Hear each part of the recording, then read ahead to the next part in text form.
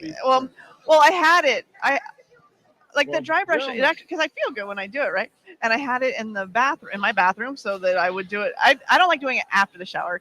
I like doing it before the shower. You're supposed to do it after, but it's like, no, I get all ashy, so I do it before the shower. And then I walk in the bathroom, and Bill, I'm telling you, real quick, Bill used my dry brush as a nail brush. Hey, young lady.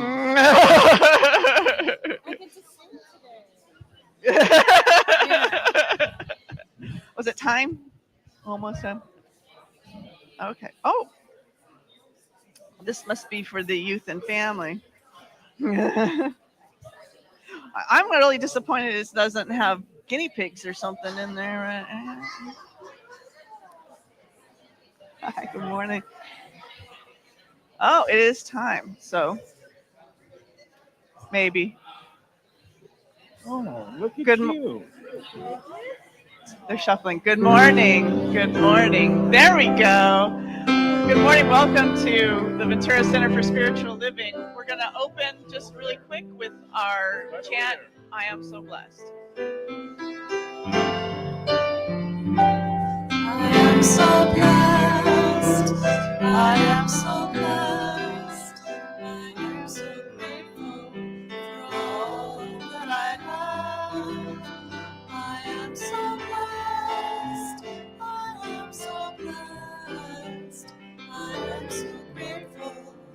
I am so blessed. I am so blessed. I am so blessed. I am so grateful for all that I have. I am so blessed.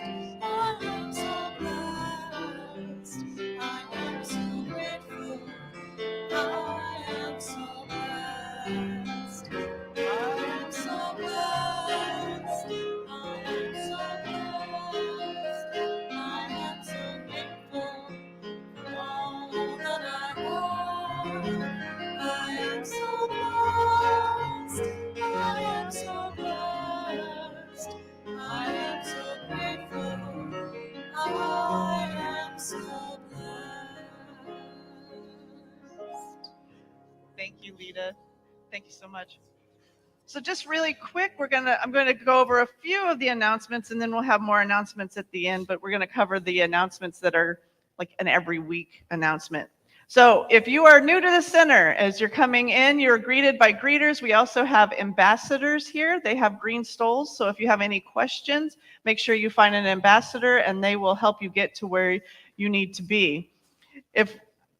If you don't want to talk, if you're an introvert or you miss something, or you get home later this week and you're like, what was that?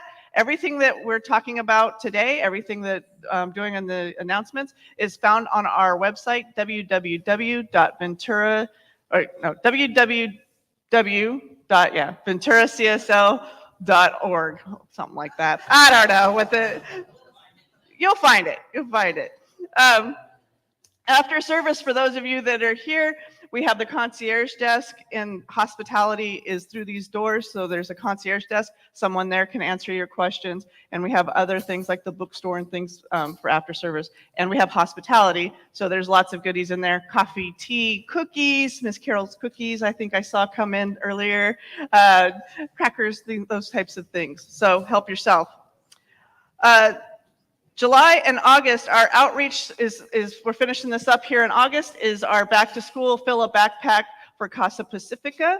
Casa Pacifica is located in Camarillo. They support Ventura County's children that are in the foster care system and different states of upheaval. So they're back to school, filling a backpack for those kids helps them get their school year started in the right direction.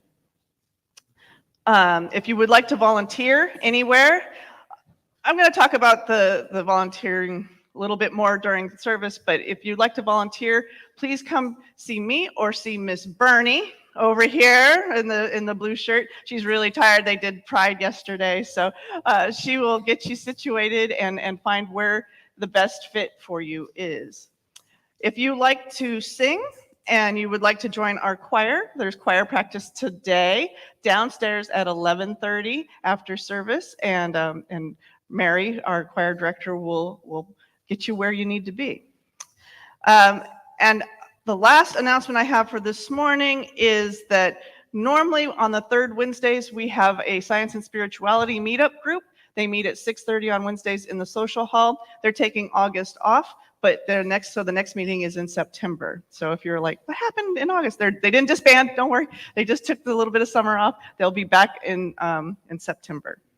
All right, so with that, I've got our youth and family coming up. And today, Miss Jessica, who normally works with our middle school kids, is going to talk about what she's doing with the kids today. Hi. Good morning. I'm Jessica with Youth and Families. I assistant teach with Miss Susie and with Mr. Bill, Miss Barb, and Devin. Hi, everybody. Come on up. Hi. This morning, I have a sensory box full of beans and toys, and come down here and pick out a toy. I'm a little short. No, I'm definitely short. Yeah, coming in at 5'3" on a good day. Depending on the tides and the moon. And so, we're going to talk about play. I still love to play. I like to go on the beach. I love to go, I write like poetry sometimes if I have a feeling, and I like to listen to my music and dance around the house still. Some old school 90s hip hop. So much of our spiritual direction is learned or taught through play, whether it's self-guided or cooperative play, and sometimes through challenges that arise during creative and competitive play with others. Feelings and emotions flow through us at a steady stream. Maybe they don't. And we need some guidance at times to regulate during play. That's why today we're introducing a sensory box. This will be over in the house that we're at, and the kids are going to have an opportunity to play with it today. In our sensory box, we have some like pinto beans, and which have their own interesting feel in their hands and through their fingers, along with all kinds of various toys with various surfaces for tactile feedback, for comfort and different kind of stimulation. Play allows children and adults free and spontaneous expression of feelings and being allowed to express one's feelings, and this is essential for emotional growth.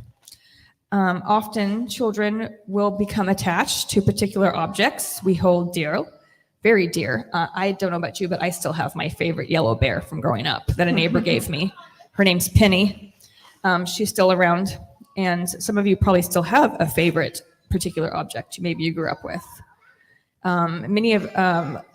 Play is one of the earliest skills of safety that's learned, and it is sometimes benefited through structured play. So that happens like in preschool, at school, you have structured play. That's what recess is. You go out there, you see people out there and playing together, and there's an adult that's often circulating. Then sometimes you're in play therapy. That's structured play.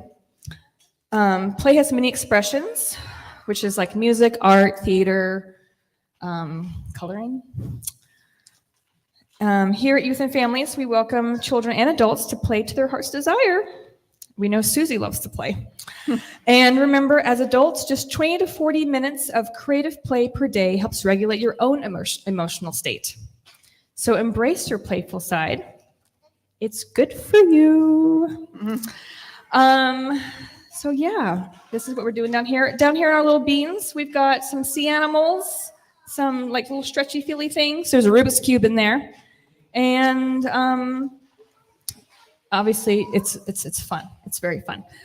So here in Ventura, if you don't know what to do, I just start at the beach and put your feet in the sand.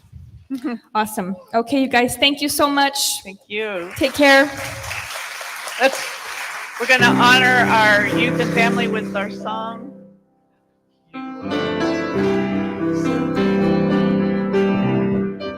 I hold you in my heart. You are a part of me. You are the face of God. You are the face of God. I hold you in my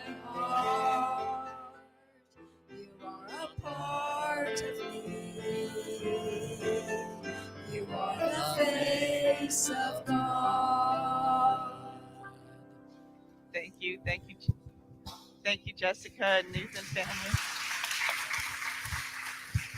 Maybe we can convince Youth and Family to bring the sensory tray back over during the social hour so the adults can play with it. Yeah. I don't know. There was some fun stuff in there. I was like, it's bad form for the minister to push the kids out of the way, right? Like, let me at it. Bad form. Bad form. All right, so now we'll open our sacred portion of the service with our beautiful, wonderful Linda Drevidstead, our practitioner for the day. If the practitioners and ministers would please stand. And everyone, just if you're okay, closing your eyes, wherever you are at home, in your chair, boots, sandals, no shoes, whatever it is, feel grounded here. Feel grounded in the sacredness of love of this community, knowing that the divine presence of love surrounds each and every one of us, and that this morning we are committed to infusing everyone who's here, everyone who listens, with the divine presence of love. And I know that as the service unfolds, all the people who are here to serve, to help this service unfold in divine order, divine timing, all is well. I know that the words and the music move right in to your soul and expand your heart as you go back out into the rest of the week with a heart full of what you've experienced here this morning. I'm so thankful for all the volunteers. I'm so thankful for this center, for the mission and the purpose of love being put into this world in a bigger way as we meet here each Sunday. I'm thankful for every person who's listening and every person who's present. And I send my words into the divine law, knowing that they are true as spoken. And together we say, and so it is. Thank you, Linda. Staying anchored in that beautiful space that Linda invoked. I invite everyone to stay in this space, stay in this centered space, listening to the words of our sacred reading. Good morning. From the Daily Guides in Science of Mind magazine, August 15th, written by Catherine So.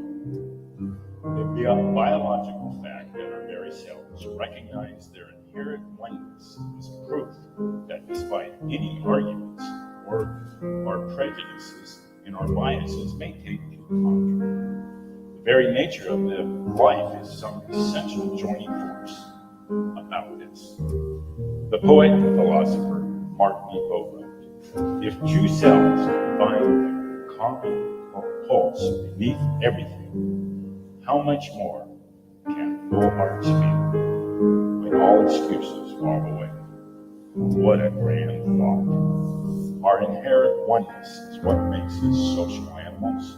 Unless we are extremely introverted, we love to talk to strangers, meet new people, make those brief, unexpected connections with others in a smile or a flash of eyes as we communicate a shared understanding about some amusing experience on the street.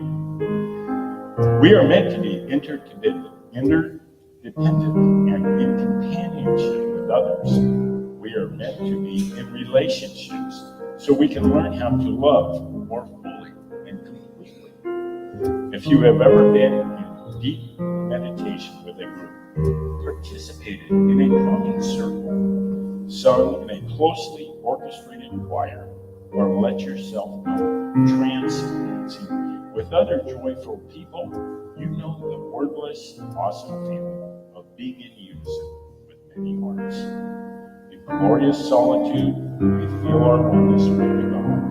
In company with the many, we feel our oneness with each other.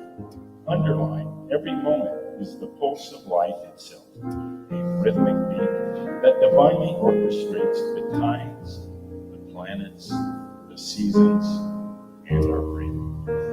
Truly one, and so it is. So it is. Thank you, Lou. So taking this moment to meditate together, this moment to sing together, this moment to remember that we are all truly one. We join together as we sing, I Am Remembering.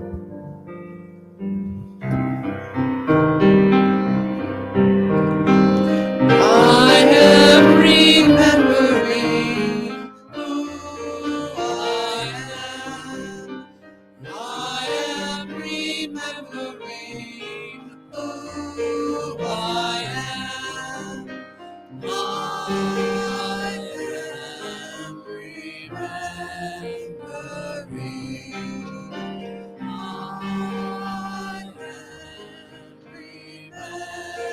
remembering. I am remembering who I am. I am remembering who I am. I am remembering who I am. I am remembering who I am. I am remembering who I am. I am remembering who I am. I am remembering who I am. I am remembering who I am. I am remembering who I am. I am remembering who I am. I am remembering who I am. I am remembering who I am. I am remembering who I am. I am remembering who I am.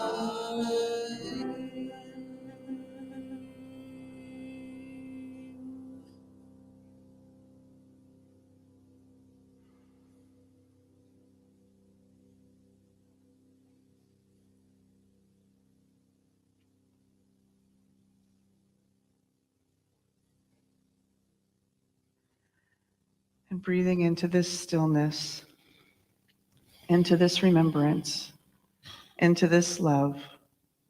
I invite everyone to come back to this service, opening our eyes in love with what is as it is, and so it is.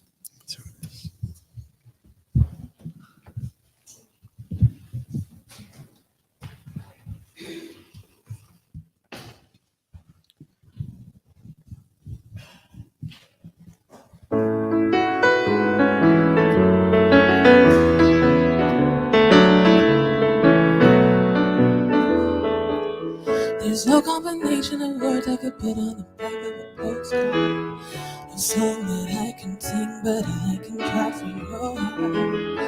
Our dreams, they're made out of real things. A shoebox of photographs, sepia tone loving. Love is the answer, at least, for most of the questions in my heart. Like, why are we here? Where did we go? And how come it's so hard? It's not always easy, and sometimes life can be deceiving. I'll tell you one thing, it's always better when we're together. It's always better when we're together. Yeah, we'll look at the stars when we're together. Well, it's always better when we're together. Yeah, it's always better when we're together.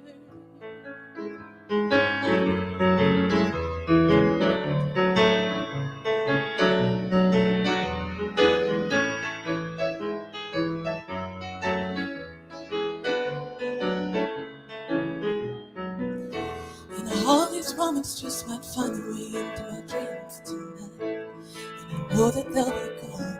And I know morning light sings, it brings new things.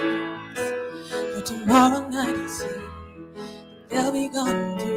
The many things I have to do, but if all these dreams might find a way into my day-to-day soon, I'll be under the impression of somewhere in between, with only two, just me and you. So many things we got to do, the places we got to be. We sit beneath the mango tree. Well, it's always better when we're together. We're somewhere in between together. Well, it's always better when we're together. Yeah, it's always better when we're together.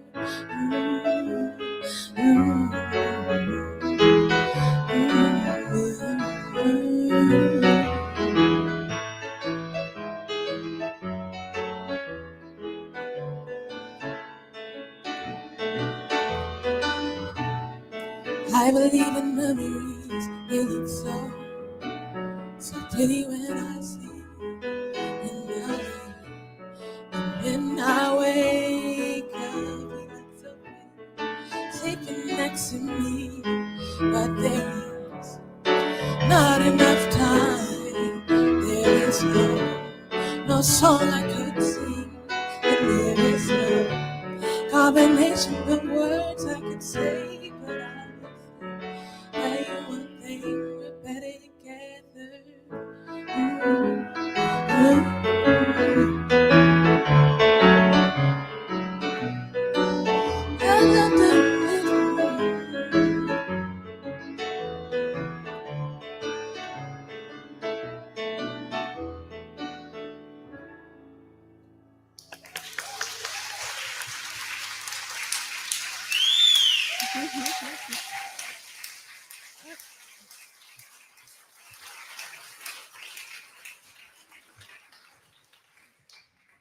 All right.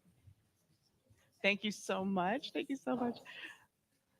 That song is deceptively hard, right? There's those like real fast parts in there. It's like, ba, ba, ba, ba, ba, ba, ba. I don't know. I was trying to sing along and it's like, I can't do it. So for those of you who don't know, I am not mic'd. I am mic'd now? Am I mic'd now? Okay. I'm pretty loud, so it's okay. Everybody at home is like, what's happening? For those of you who don't know, I'm Reverend Jennifer Gadberry Hadris. I'm the assistant minister here. So if you're expecting Reverend Bonnie Rose, I'm sorry. No. she's enjoying her week off. She did a week off, and I'm sure we're going to hear all about it next Sunday. So come back next Sunday. So what are we talking about today? The talk title today is Me to We to Everything in Between. Our featured book this month is More Together Than Alone by Mark Nepo. And I was starting to think about this talk, and this talk, his whole book is Discovering the Power and Spirit of Community in Our Lives and in the World. And what does it mean to be in community? So you see, I got it out, it's a little moth written. My Letterman's jacket, it's back to school time. I live near a local high school here in Ventura, and it is, summer is great for my traffic flow in my neighborhood. I really enjoy summer, and school started back up, and it's like, oh, bless their little hearts, right? You know, like, and it's not the kids, it's the parents who are dropping them off, and it just turns into, it's a snarl at the first part of school, everybody getting back into it. And we're doing the back to school Casa Pacifica collection. And so there's that excitement, right? That newness, the new school year in the air. I know when I was a kid, I used to love it, right? I'm an only child, and I grew up in a rural community out past Barstow. It's way out there, way out in the desert. Very, very small community. My high school had under 400 students. And as an only child, and my parents were expensive, like I was alone all summer. And I didn't hate it. I was actually pretty happy by myself. I could read what I wanted and I could do what I wanted. But I was always excited when school was going to start. It's that hopefulness, right, of school. I got my new outfit. I got my new shoes. I got a new haircut. I'm going to see people I haven't seen, and it's super exciting. And and this is going to be a new year, and this is going to be my year. I don't know if anybody had that. I was kind of nerdy when I was in high school. Surprise! And it was a really small high school, but this is going to be the year. This is going to be the year I have the right haircut, I got the right shoes, I got the right outfits. This is going to be my year, and I show up and I'm still Jennifer. Still making my silly jokes, still wearing inappropriately warm clothing on the first day of school, so I'm going to take this off. Because it gets the point. But that's my idea of community. Like, my first real feeling of community was school, was high school. And we don't realize that, right? I don't think. So this me to we, this back and forth, this a paradox of, in the reading, she's talking about we are inherently one with everything. That is what we teach here, that we are one with everything, everything. Not just people, everything, trees, everything, oneness. There's nothing but infinite intelligence, an infinite source, an infinite all-knowingness, an infinite thing that is beyond this physical realm. That's the truth with a capital T. And what happens, I think, is that when we're forming babies and we're in our moms, we don't know a me or we or anything. We just know that all my needs are met instantaneously, and it's comfy to a point, and not for mom sometimes, but it's comfy, you're in there. And then all of a sudden you have this we-ness. I'm going to say we-ness a lot today. I apologize to anybody that has the sense of humor of a 13-year-old. I'm sorry. That's me. That's in my head. So, but you have this we-ness. You are experiencing a we-ness when you were in the womb that you don't even know, because you don't know anything else. You don't know. You only know this we-ness. And then you're birthed. Just like that, you come out fully formed. No, you come out, and then all of a sudden, you instantly are bombarded with meanness. You're instantly bombarded with separation. You're instantly bombarded with cold and bright lights and noises that sound weird because they're not muffled, and you're bombarded with all of that instantly. And then you go back to we-ness, right? Because you go back to your mom. And someone will take you and they swaddle you and they put you on your mom's chest, and you hear that familiar sound, that familiar heartbeat, and you're like, oh, this is where I'm supposed to be, right? That is that compulsion, that back to oneness that the reading was talking about. That the reason that we're communal, we're social animals, is because of the truth of everything that is, and we have this. In this form, we have this understanding of this oneness. And so we're constantly fluxing back and forth between me and we. Constantly going back and forth between feeling separate, feeling alone, feeling as these human forms, and understanding and knowing that the truth of everything is oneness with everything and everyone and this whole universe, this whole beautiful universe. So what do you do when the reality of it doesn't seem to match the feeling of it? So I go back to high school. I remember when we would start high school, every first day, they would, we'd have a pep rally. I don't know if anybody else have pep rallies in their high schools? I think the high schools here are a bit large, so their pep rallies are a little different. But with under 400 students, they stuff us all in the gym. And first day of school, and you get in the gym, and the principal hopefully gives this great talk about how at this school you are. Well, I went to Silver Valley High School. We were the Trojans. So at this school, you are a Trojan. And what does it mean to be a Trojan? It means that, that all of the great things about being a Trojan at the high school. And it means that this is your community and this is your campus. Keep it clean. These are your people. Be nice, and they would rouse, and then the cheerleaders would do their thing, and then the band maybe would play, and the football team would get introduced, and then we would sing this song I'm not going to sing it, but it started out, Hail Silver Valley, and, and it was like, and we would all do it together, and luckily it was written on the wall, so if you forgot it, you could just look up there, and you're like, yeah, and I'm a joiner, right, and I'm loyal, and I'm like, yeah, school spirit, woo, all of that stuff. And I had some friends who were kind of like, do we have to go? I was like, yeah, we gotta go. This is part of being in high school, right? We gotta go. It's so much fun. And then I realize now, I look back and I think about it though, and you think about how schools are structured, the structure of a high school. My school was a nice, gentle high school. The 92 on my jacket is not my sports number. One of my sons was like, what sport did you play that had a 92? What are you, a lineman? What was that?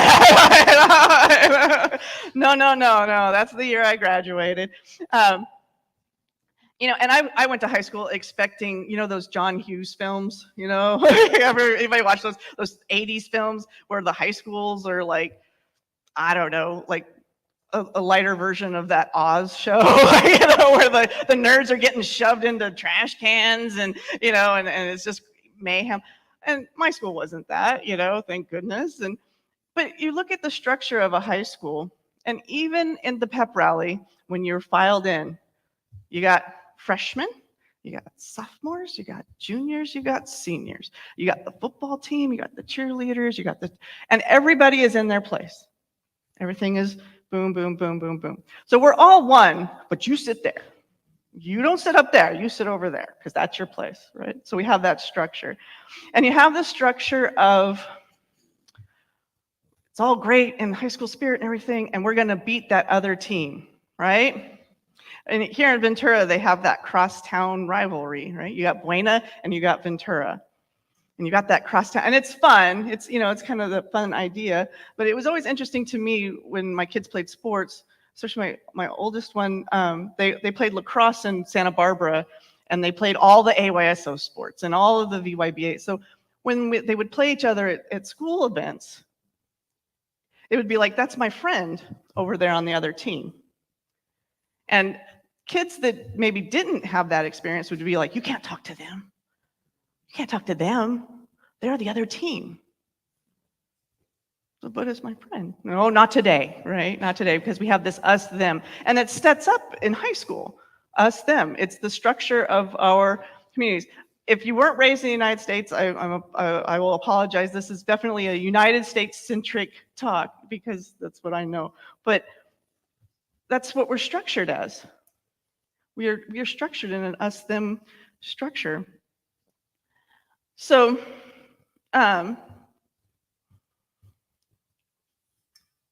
don't want to make that structure completely wrong.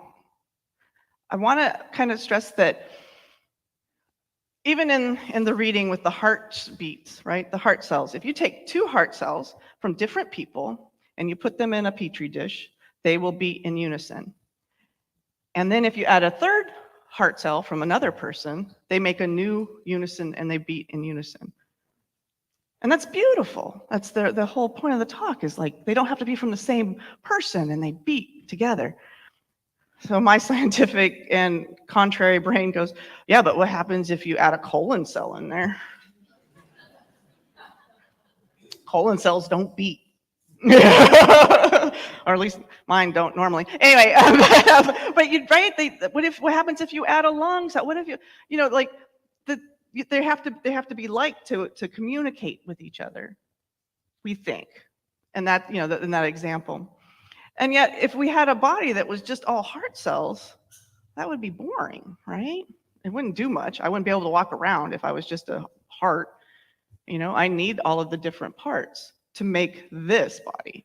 And every one of us needs all those different parts to make our bodies. So it makes sense that we tend to make communities and clump together. And it makes sense, in this real realm, this physical realm, that we might find ourselves gravitating towards like beating cells. But it doesn't serve us to stay that way. It doesn't allow us to grow. It doesn't allow us to evolve. It doesn't allow us to function on this planet in a way that is spiritually informed. So this talk and this book is how do we honor the safety of being with like-minded community, and how do we honor the expansion of listening and being with people who maybe are different, think different, look different, sound different, have a completely different upbringing, or how do we move from there to there? And, you know, spoiler, it's oneness. Remembering oneness. What am I going to say every Sunday? It's oneness, people. So, another illustration of this, just because it's come up this year. I don't even know if I want to talk about this. It makes me sweaty. So 10 years ago in Ferguson, Missouri, I'm going to look in my notes to make sure, a young man named Michael Brown was shot and killed by Officer Darren Wilson. And it sparked a national conversation, and it sparked a national recognition of a group called Black Lives Matter. And I mean, if you need to Google it, you know, Google. But it sparked this upheaval, protests and riots, and lots of talking heads saying what was wrong with everybody. And so at the time, I was picking up my son, who was on the cusp of his 12th birthday from middle school, and it was that year we actually had a lot of alone time. He's my middle son, but that year we had a lot of alone time in the car because of carpooling snafus or whatever. So it was just me and him. He didn't have his brothers around. So one day he asks me, "What do you think about BLM?" And I have to admit, I was chicken. And I'm going to just say this to all you parents out here. When a child asks you a question, clarify, clarify, clarify. It'll keep you from having very awkward conversations about things your kids don't want to know. Just be warned. But in this instance, he's like, "What do you think about BLM?" And I was really hoping he meant Bureau of Land Management. I really was. Because I have really strong opinions on Bureau of Land Management and the government owning 90% of whatever. And, you know, like I have like a lot, and I have facts. I have websites that I could have directed him to explain why I had these opinions. But, you know, bless his heart, nope, that's not what he wanted to know about. He did not want to know about BLM. He wanted to know about Black Lives Matter. And at the time, I didn't know what I thought about it. At the time, I was just really sick of my Facebook feed being Black Lives Matter, Blue Lives Matter, Green Lives Matter, Red Lives Matter. You know, it was just, and it felt to me, because I'm a literal person. Like anybody that knows me, I'm nerdy, I'm literal, and I'm like, well, of course they matter, because of my experience. Right? Of course they matter. Why would they use that as their slogan? You know, and so I did the other chicken thing that you can do as a parent. Is, well, what do you think about it? like there, I'm gonna save myself. I'm not gonna just wade into this. What do you think about it? And he's like, well, I understand that they have a problem, because, you know, when they go out, sometimes, you know, police just shoot them for no reason. Or maybe the police do have a reason, but they shoot them and it doesn't seem like a good reason. And so they have a problem. And I'm like, oh, I hear something in that statement that I know is wrong. Woohoo! Like, I know I can work with this. And it's like, well, I think the first issue with that belief or that thought about Black Lives Matter is the word they. They don't have a problem.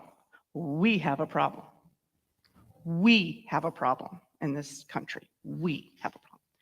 And bless his little heart, right? He looks out the window of our very posh minivan, by the way, very, very swanky minivan. And we're driving down the avenue here in Ventura, and he looks around at this sunny day and our beautiful hometown, and he's like, where's this we stuff? You know, like, I don't see the problem. There's no we, like, what? And it opened the conversation of what it means to be an American, what it means to be a citizen of this country, and what it means to be a citizen of the planet, and what it means to be a human being in this moment. And So I kind of, it's like, awesome. We're having this conversation. It's one-on-one.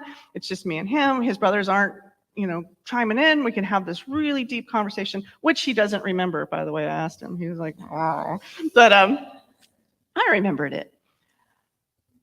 And what I realized, though, in remembering it, was that even while I was saying, we have a problem, Houston, we have a problem. We have a problem. I was siding with one side over the other. I was still taking sides. We have a problem and they are the problem. So even in my subtle emotional, I didn't say it that way, but I know in my heart and my brain, it was, we have a problem. They are the problem. And that's not oneness either. It's a step closer. We're like little baby steps, but it's not oneness either. So Mark Nepo says in his book, all things are connected. The art of community is discovering how. Like, oh, okay. He's a poet though, so he doesn't really, I like bullet points, right? Like boom, boom, boom. So this is the closest he gets to a bullet point. So he says, from Confucius, to put the world in order, we must first put the nation in order. To put the nation in order, we must first put the family in order. To put the family in order, we must first cultivate our personal life. We must first set our hearts right. That sounds perfect. Oh, there, fix, right? And then the reality of that statement, the reality of Confucianism in China is for 1,000 years or more, they've used it to control the population. Because, he goes on to explain that Confucius holds a society structure that, daily rituals, but it puts emphasis on the value of parents and the value of whoever is in charge, political or dynastic people who are in charge. And so in order to get your heart in order, it's basically to do what is the authorities are telling you to do. Like, that's not what he says, but that's the reality. That's how it's interpreted in reality. So then he goes on to talk about Gandhi. And, so Gandhi with British rule. And so Gandhi says, we cease to play the part of the ruled. You may, if you like, cut us to pieces. You may shatter us at the cannon's mouth. If you act contrary to our will, we shall not help you. And without our help, we know that you cannot move one step forward. Now, I like the, I'm not going to help you. I don't really like that idea of being shattered at the cannon's mouth. So it's like, oh. And then his final one is from Martin Luther King Jr. And he says, I believe what the self-centered have torn down, the other-centered will build up. I like to play with that a little bit because I would like to think that, well, what the self-centered have built up, the other-centered will dissolve into nothingness. If I could be so bold as to paraphrase MLK Jr. But all of those things, what happens in the reality of it? And the reality of it is that humans take beautiful ideas and then we put ourselves in freshmen, sophomore, juniors, seniors. We put ourselves in the cliques. We put ourselves on the, I'm a jock and you're a nerd and I'm a cheerleader and you're this. We do that to ourselves. What does Gandhi say here? We are acting contrary to our own will. Because our truth is oneness. Our truth is divine oneness. And then we act contrary to that when we play in this system, the structure of the country. Everybody's getting really, really quiet. Okay, so here we teach there is no other. Here we teach we are all one.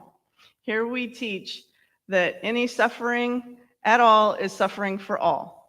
So anyone that is suffering means that we all suffer because we're all connected. There is no you, there is no me, there's no we, there is oneness. Any suffering is a suffering for all.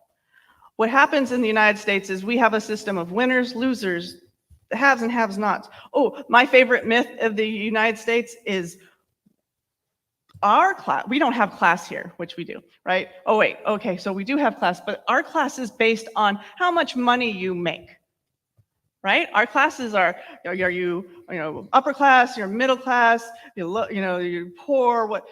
It's all based on money. And the big myth, the myth that I really wanted to buy and I still want to believe in, is that those classes are mobile. It doesn't matter who you're born to or where you come from, you can move to the class that you want to be in.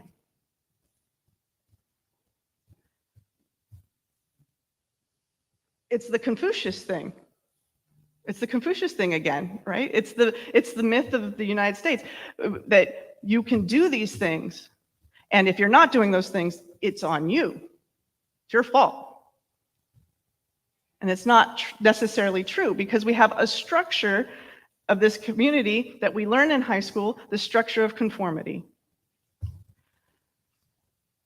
I don't know about all of you, when I came to this center and I first heard that, there was nothing but God. God is all there is. And I am one with God, and I am a perfect divine being having this perfect experience right now. I took a breath. I didn't even realize I'd been holding it.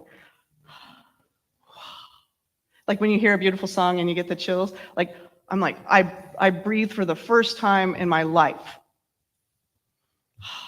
Like I was birthed anew. Oh my gosh, oneness. It's all there is. It makes so much sense. Another experience I had with that is when I heard Tracy Brown. She's a practitioner out of Dallas. She's written several books. She was one of my teachers in ministerial school. And she says, the key to remember, especially in the United States, is oneness does not mean sameness. What? I breathed again. Didn't realize I was holding my breath, but oneness does not mean sameness. And yet we expect conformity. We expect that in school, you're going to go to school and you're going to sit and you're going to learn and you're going to do these things. And I was the best conformist ever. I was so good, and then now I'm up here saying, don't conform. Don't listen to me, boys. Don't. My kids are up there. Like, no, except for you. You guys, no.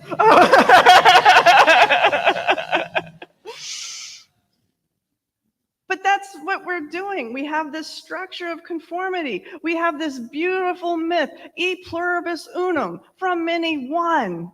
Oh, yeah, because USA, right? It's the best. But then we're given the metaphor of a melting pot, right? So you're from many one in this big melting pot. That doesn't serve you. Conform. Look a certain way, strive a certain way, work a certain way, listen to people who don't have your best interest at heart. Conform. And if you don't conform, there are consequences. So the structure of conformity the system of conformity is held by fear. Right? We are taught to fear. We are told high school is a safe place for you as long as you follow the rules. My heartthrob crush when I was in middle school and high school, did not conform. He was definitely the bad boy, I don't know. I got all excited about this high school crush and I lost my microphone. He single-handedly kept me off of methamphetamine. So, we got to give that to him because he was telling me how awful they were. And it was like, oh, I'll never do that. But anyway, he didn't conform and he was miserable and he was punished. I mean, and what a missing out that the school community was missing out on this great kid. He was amazing. Nobody got to know it because he was expelled all the time. He was suspended all the time. He would still go to school. He'd ride the bus, and then they would tell him he wasn't supposed to be there, and then he would go smoke, because he didn't want to be at home either. But, it's this conforming, it's this fear. It's this, if you don't do this, then there are these consequences. So I promise I'm going to end on a happier. So what do we do with that? Right? What do we do with that? I'm telling you, like, you're unhappy and it's your fault because you're conforming and because you believe in the system and the system is broken. And I mean, there's a part of me that's like, yep, I want to just go out and be a hermit. I was going to go live in a cave somewhere. You know, the talk where she was, or the reading where she's like, unless you're an extreme introvert. And I'm like, I didn't know it was a sport. Like, I can be extreme. You want to play introvert extreme way? No. But, you know, we can't, because that's not the truth of who we are, and that doesn't evolve us, right? That doesn't evolve us. That doesn't help us spiritually become what we're here to be. So what are we going to do to move to oneness, to move to the truth of e pluribus unum? What are we going to do to embrace from many one? How do we embrace that idea? And I mean, and the high idea of it, but not the melting pot. I mean, when we were in college, we used to tease that maybe it's more like a tossed salad.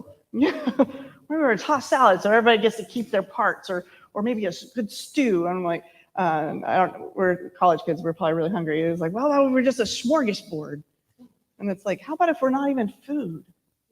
How about if we're like a forest and an ocean and mountains and desert, and what if we're just people? What if we're just us? And we're allowed to be us, who we authentically are.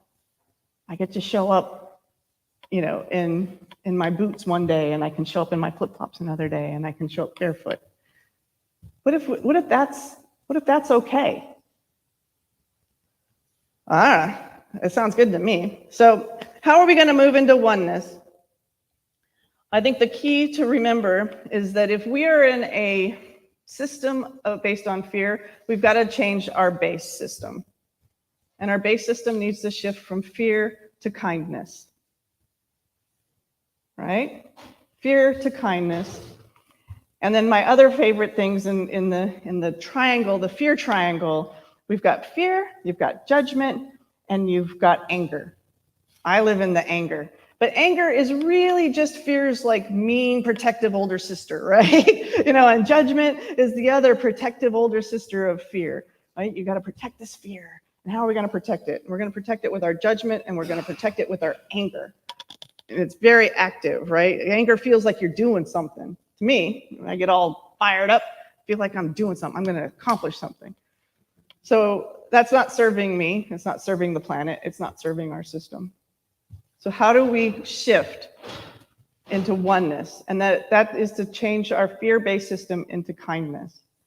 And when you shift your fear-based system into kindness, so I'm going to go to a kindness-based system, and then judgment becomes forgiveness, right? Judgment becomes, let's look at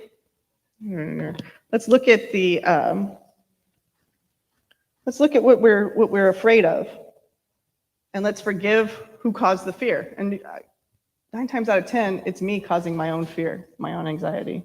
So how do I forgive myself? How am I kind to myself? And if I really feel like I need to be in action, then we replace anger with service. How do I serve? So who served in Pride yesterday? Volunteers, thank you, thank you, thank you, thank you.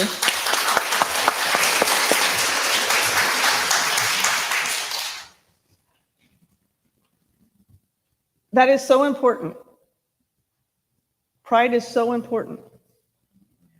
In my little tiny high school, I know 2 boys that were so stuck in the conformity of being masculine, football player, manly men, scoring with the girls, blah, blah, blah, blah. 2 boys that didn't make it to 30 because that was not the truth of who they were, and they did not feel safe in my super safe, my super kind, my super soft high school to be who they were. They saw how the other boys, like, it looked like oil and water with the one boy who was one of my besties. You know, he's very out. He couldn't be anything but what he was. But those 2 boys couldn't, and they killed themselves.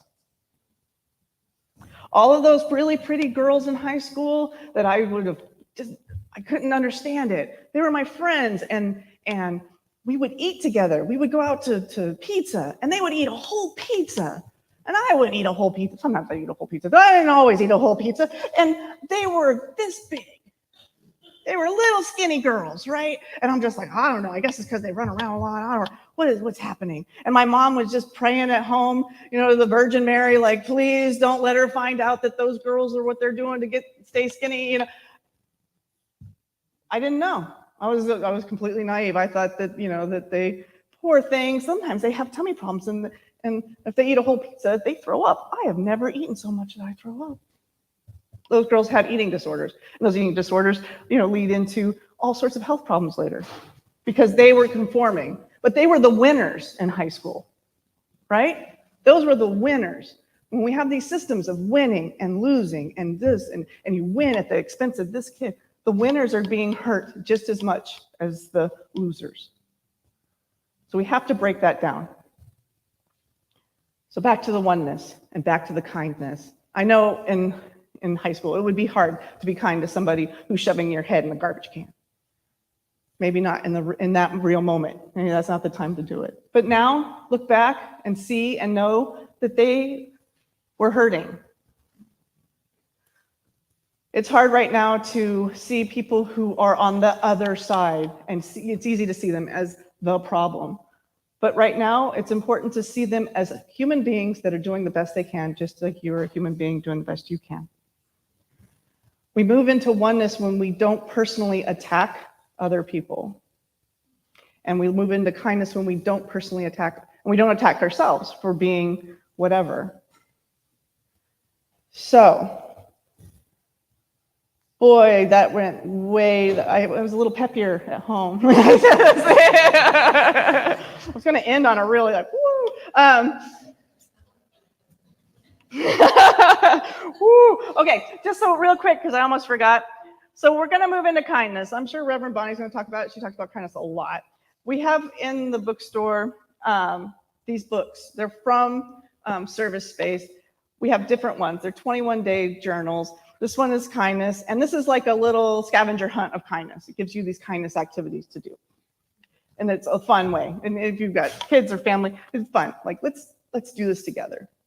It's very outer facing. To me, this feels like service. But if you really want to go deep with kindness, be kind to yourself. So for the next 21 days, I'm going to ask everybody, including myself, when you're unkind to yourself, when you're unkind about something you say, or when you're unkind to something, if you hear yourself degrading yourself to somebody, or if you hear yourself in the morning like, oh, to yourself, recognize where that happens. Recognize it. Let it come up. Understand where it's coming from. Forgive yourself. And promise yourself to do better. Because that's what we really need to do. And that's what we really need to understand. And when we can be kind to ourselves and we don't other our own emotions, we can be kind to other people and we cannot other them. So normally we would close with an affirmation, but you guys have been really quiet. And so what we're going to do instead is we're going to do a cheer. If you look on my thing here, back to the high school thing, right here, see, I'm a trained cheerleader. I got the patch right here to prove it. I know it's hard to believe. It was a really tiny high school, y'all, and they needed a base. I'm just saying. So, anybody needs to know what that means, I will explain it after service. But because I was this tall in high school. So what we're going to do is we're going to do a call and response. Kenny's going to cut my mic, so everybody at home, you just kind of have to play along because I'm going to do the old high school cheers. So everybody, get ready, take a breath. Give me a K. Give me an I. Give me an N. Give me a D. Give me an N. Give me an E. I'm like, they're not yelling up there. Give me an S. All right, and one more. Give me an S. What's that spell? What are we? That's right. Now let's get out there and let's do it.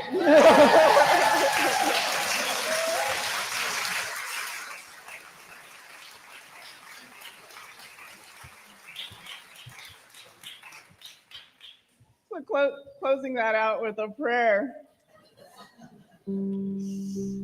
Normally when I start a prayer, I'm like, let everything settle down. But no, don't. Keep it up, people. Keep it up. Keep that energy up. Knowing from up here, from that enlivened place, I know that there is nothing but God right now in this moment. I know that every single person here is a perfect emanation of God right now. I know that right now I speak this word as that oneness. I speak this word from that oneness. I speak this word from that infinite love, that infinite source, that infinite intelligence that is having its way with us right now. Whew. And knowing that, I know that we are all unified in this oneness. We are all unified in this infiniteness. We are all perfect, beautiful expressions. We are all this blessed experience right now. And normally we would say that we know that it's the truth for anybody, anywhere that they're worshiping, even for the atheists that aren't worshiping. But I know that truth for trees. I know that truth for sand. I know that truth for the stage and the piano. I know that truth for the whole universe. That the universe is nothing but oneness. Oneness. And from that place, from that infinite source of no limits, that infinite source of no confinement, that infinite source of no fear, no lack, I know that this life is a blessing. It is so easy from that place to be grateful for this truth. It is so easy from this place of love and oneness and kindness to be grateful for everyone that said yes to Ventura Center for Spiritual Living. And it's so easy to be grateful for God in this moment. And I release my word into the universal law, and together we say, and so it is. So this is Lonnie Cassidy, our board president and practitioner extraordinaire. Thank you, Jennifer. Oh, wait a minute. Kenny. Kenny. Thank you, Jennifer. I love how we can come together and we can contemplate these big topics. Because I got to say, Jennifer is like way smarter than me. Way. Because when she was talking about othering, I was thinking about, okay, I'm going to admit it, I'm a Giants fan. I'm a San Francisco Giants fan in the land of Dodgers. And you know, I grew up, I was this tall all my life, so I didn't have a problem in high school. But moving from Northern California to Southern California, there's a lot of blue here, a lot of blue. So I know how that feels to be a little different. And I remember finally going up to a Giants game, and they were playing the Dodgers, and I was so happy I had my, Giants t-shirt on. Y'all went too. You were all there. Like it was 3/4 of blue. And that was what I was thinking about today. Because my challenge is going to be one with the Dodgers. You two know what I'm talking about. Yeah. So there's all those areas in our life that we can stop othering. You can find a local restaurant that does happy hour during Dodgers games, and that might help you a little bit. I'm taking it slow. Okay, I'm just admitting this is going to be a long process for me. So, yeah, but we can all start somewhere. And this is a good year for me to start because we all know where the Giants are in the score. They're nowhere near the Dodgers, just so you don't, in case you didn't know. So this is a big task for me.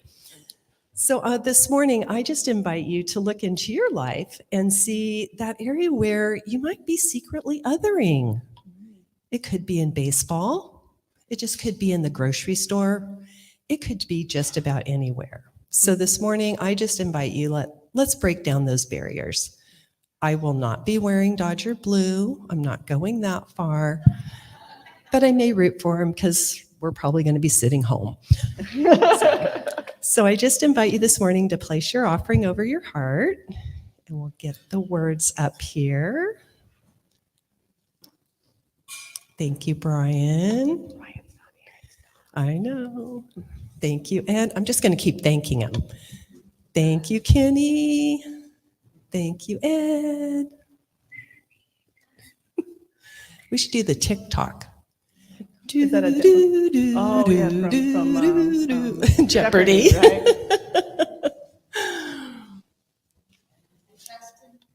Okay. Okay, you guys. Well, let's just do it. Okay, you want to do, we can do a call and repeat. I Okay. have it up here. Here we go. So repeat after Lauren. So repeat after me. We trust in spirit. We trust in spirit. Love is a giver and receiver of all that we are. Love is the giver and receiver of all that we are. We offer this gift. We offer this gift. It is an outer expression of our inner abundance and compassion. It is an outer expression of our inner abundance and compassion. Our gifts bless many Our gifts bless many and return to us multiplied in miraculous ways and return to us multiplied in miraculous ways so that we may give again. so that we may give again. And so it And is. so it is.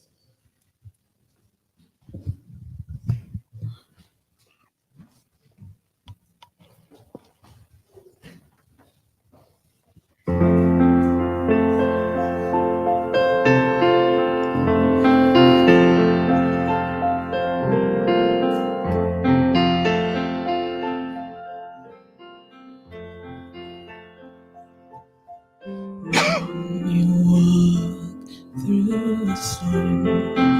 Keep your chin up high.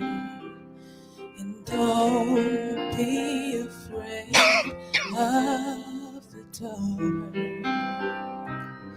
At the end of the storm is a golden sky and the sweet silver song of a lark.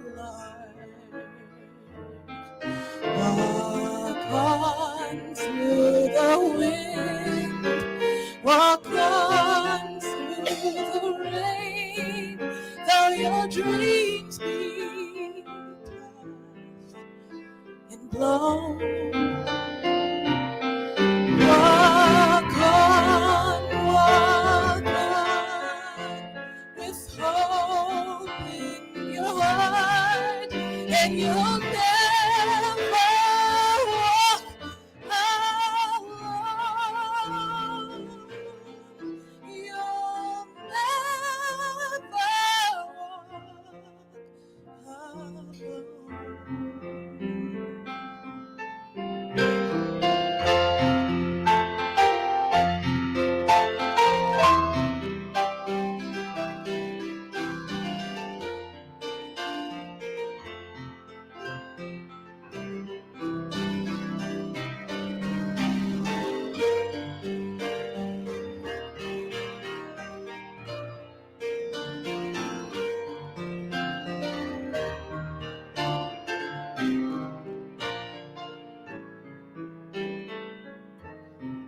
Walk on through the wind, walk on through the rain, though your dreams be tossed and blown. Walk on, with hope in your heart, and you'll never walk alone. You'll never walk alone.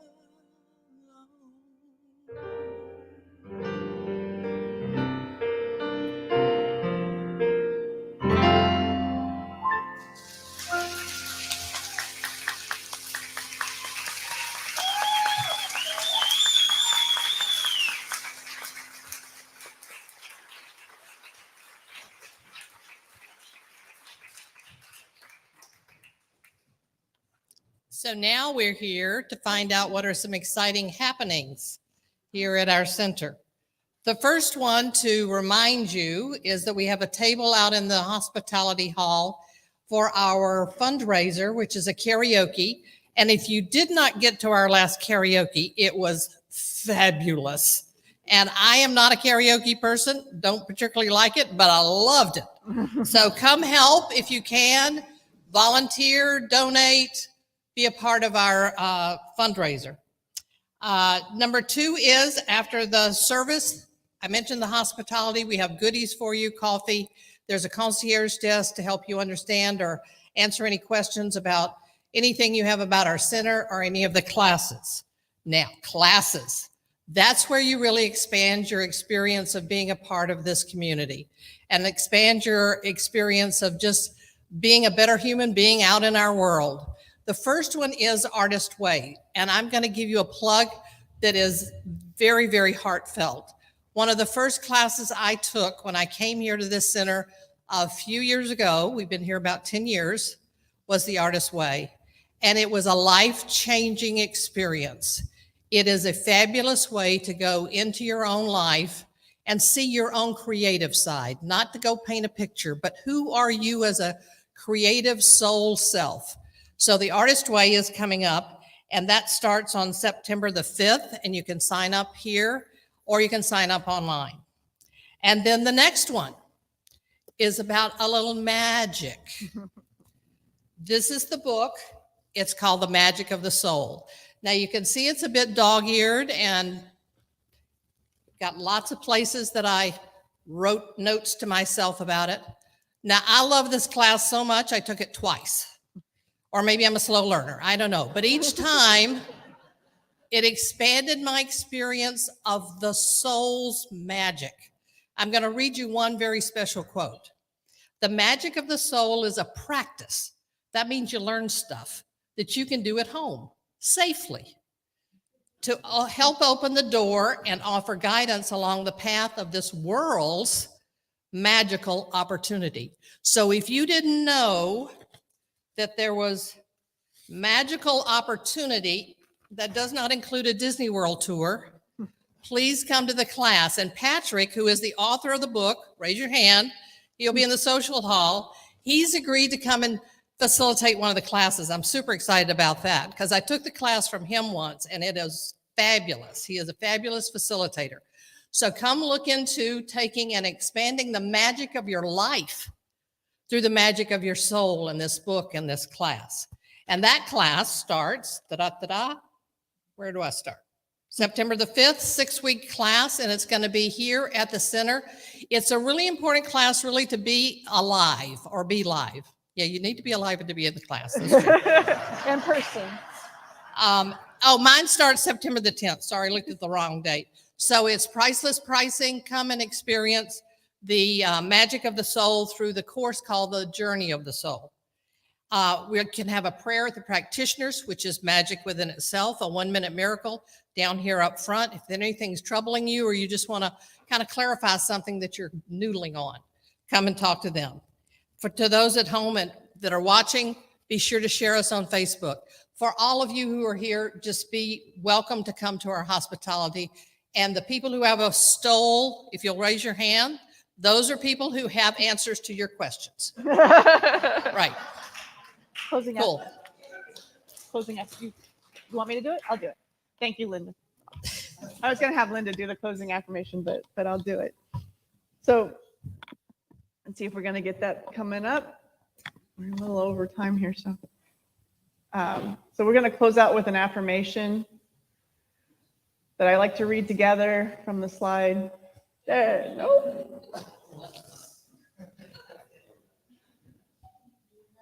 There we go. Thank you, Dawn. Thank you, tech team. So here we go. Today we choose to be love, to share love, to serve love. Thank you for our lives. And so it is. So it is. Thank you, everybody, for being here. Namaste.